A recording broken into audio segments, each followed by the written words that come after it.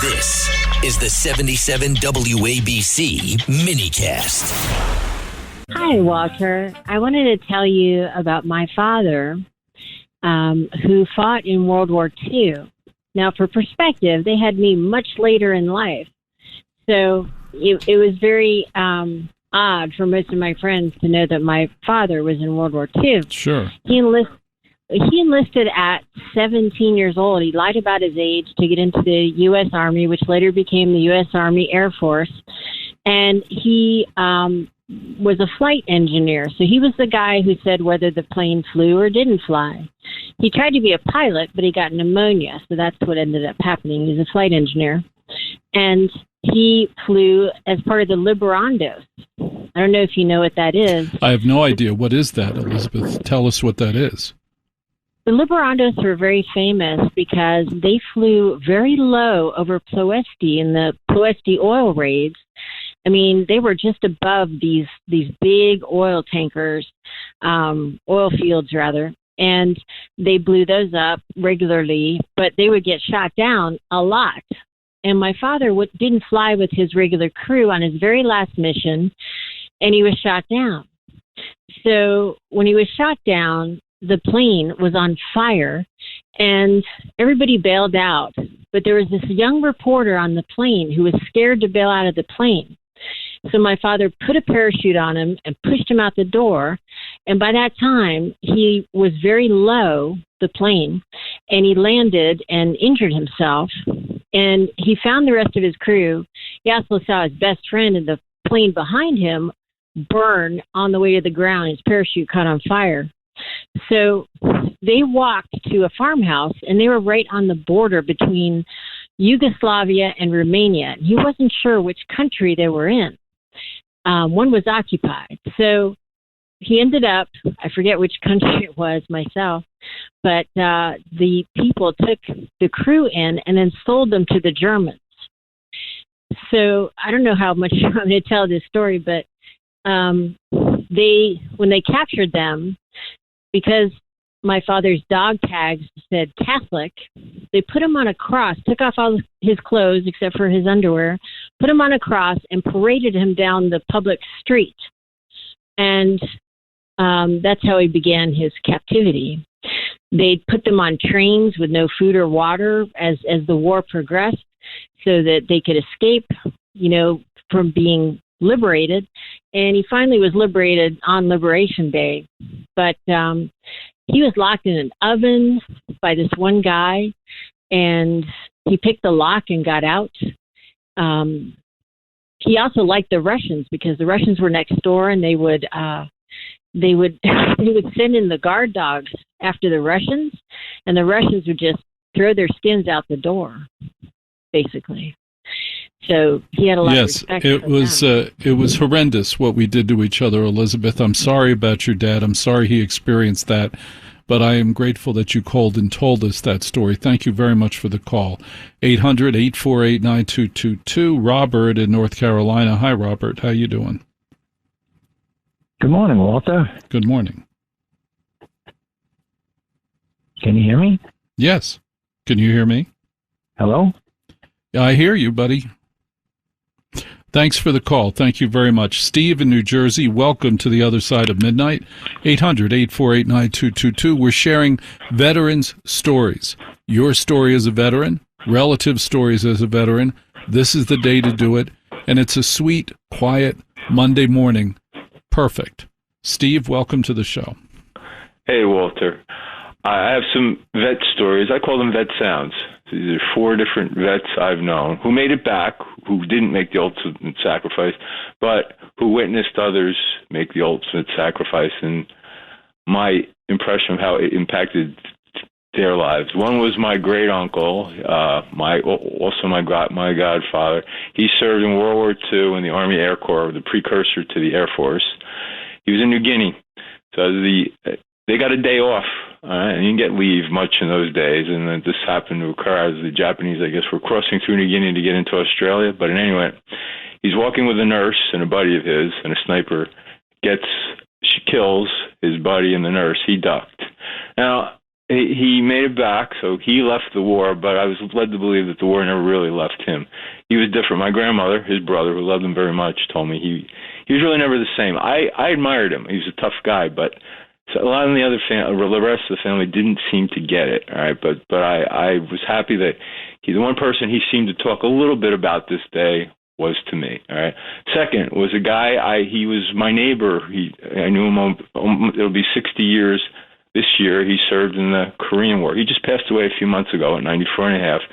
He served in the Korean War. I only knew this in the last 5 or 10 years of his life. So I asked him one day. Again, all these stories, I had to ask these men. They wouldn't talk about it. But he told me about being in the battlefield in the Korean War and watching his fellow soldiers there get blown up for bombs that were hidden in the ground. He didn't say he watched them just get blown apart. He went all of a sudden just poof, and they were gone. All right. How I think it impacted his life, he came back and he lived life to its fullest. I mean, he worked hard, retired at 59, and he and what would be his wife of 70 years, they appeared to enjoy life. So he's the most positive of these four. Third guy was the guy, he was my physics teacher in my senior year of high school. He served in the Vietnam War, tank division. So again, this was in the late 70s. We were all becoming aware of, just how horrific the Vietnam War was. And so we asked him one day, what was it like? He says, with all the horror going on around outside you, he says, we just learned to, kind of laugh it off and tell jokes. And that's the way he appeared in class. Years later, though, so long after I was out of high school, he had some personal issues. I won't go into detail. That led me to believe whatever he experienced in Vietnam, post-traumatic stress disorder, there was a lot going on there. The last is the most interesting, though, and probably the most troubling of these stories. I had a student, so I taught community college for a while.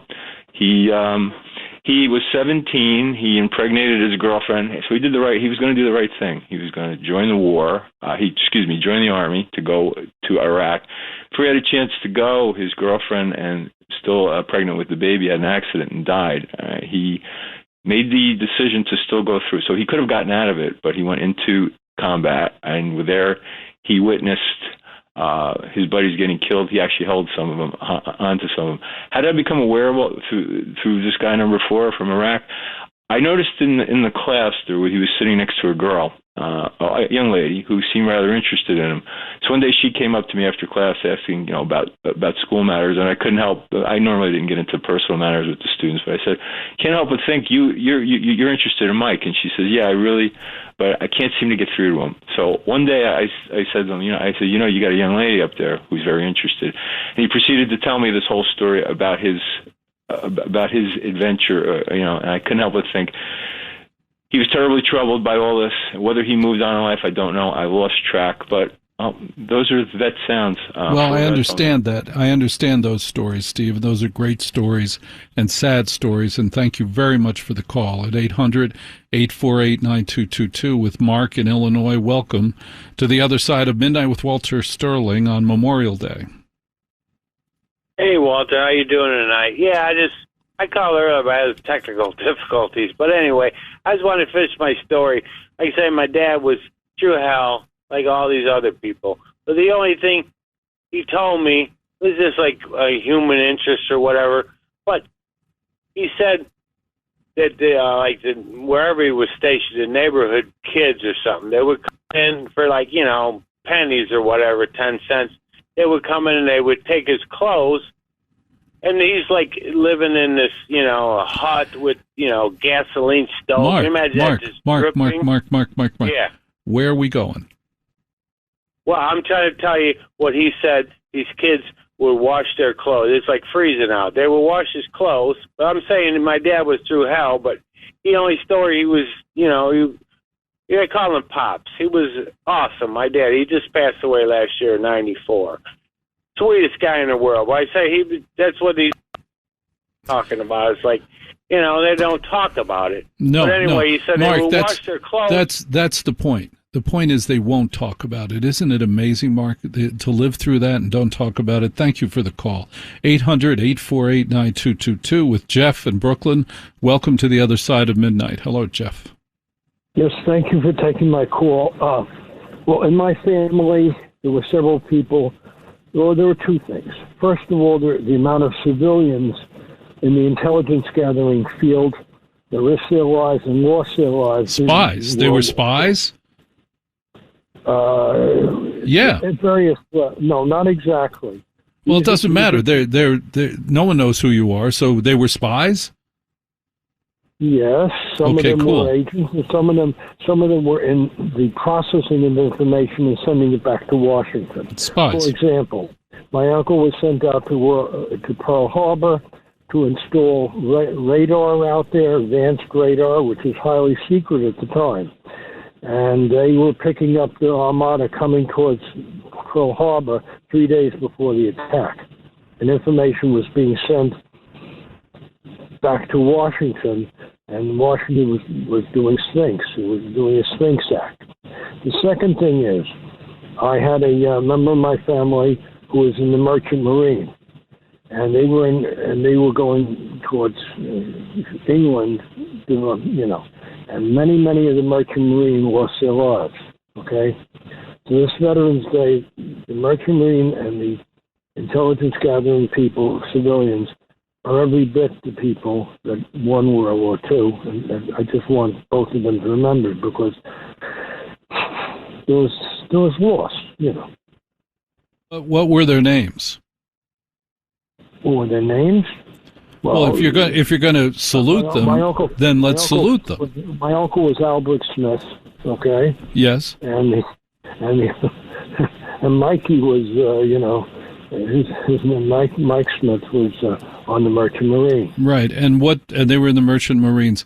Thank you for sharing this story, Jeff. Thank you very much at 800-848-9222. That was our salute to Memorial Day and to the great veterans that are relative of yours, or if you're a veteran, important to take some time to say what happened, to name them. That's what this is for. That's what Memorial Day is for. The other thing about Memorial Day, putting all of that aside, is it reminds us of something else. And I'm not making a joke here, but it reminds us of something else, which is, you know what? It should be a 4-day week. When you and I get a 3-day weekend, what happens? Then on the next day, on the Tuesday or the Friday, we're like, why don't we work 4 days? It's amazing to me what has happened. At every World's Fair, at every exposition, at every let's look at the future. What's going to happen in the future? Shorter work week. More leisure time. More opportunity to work from home. Instead, today, post-COVID, if you try to work from home, people like Jamie Dimon say, you need to come back to the building. You must be back in the building. Why? If you're in finance, public relations, anything that doesn't require driving a bus, almost virtually any different career can be done from wherever you'd like it to be. Remember 2001, the movie, Space Odyssey? There was Roy Scheider sitting on a beach with an Apple III. That's right, an Apple III working from the beach. And we all looked at that and go, oh, wait a minute. One day we could work from the beach? Yes. That's what every World's Fair, every prediction for the future said. One day we'll be able to work from wherever we want. I believe this is the day. Walter Sterling, Red Apple Audio Networks, The Other Side of Midnight.